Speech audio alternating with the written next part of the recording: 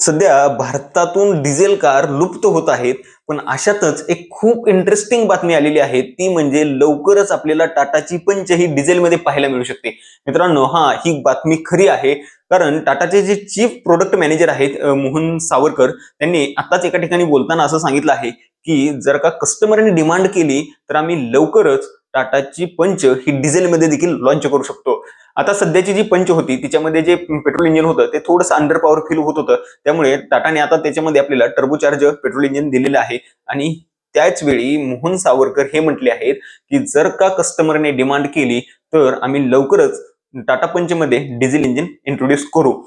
याचा अर्थ असा होतो, जे अल्ट्रोजमध्ये आपल्याला इंजिन पाहायला मिळतं तेच इंजिन आपल्याला पंचमध्ये पाहायला मिळणार आहे. आणि जर का हे डिझेल इंजिनमध्ये पंच आली तर चालवायला जी मजा येणार आहे, फन टू ड्राईव्ह असणार आहे पंच, ही अल्ट्रोज पेक्षा आणि नेक्सॉन पेक्षा ही डिझेल इंजिन आपल्याला जास्त मजा देणार आहे. कारण या गाडीची साईज थोडी कमी आहे, त्यामुळे वेट कमी आहे.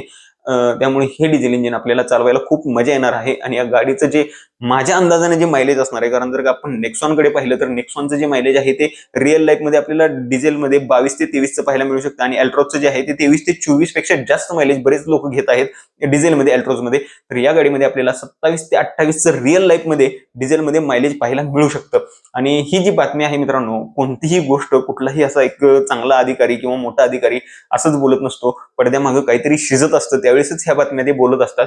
आणि मला असं वाटतं की येणाऱ्या काळामध्ये आपल्याला लवकरच टाटाची जी पंच आहे ती डिझेलमध्ये पाहायला मिळू शकते.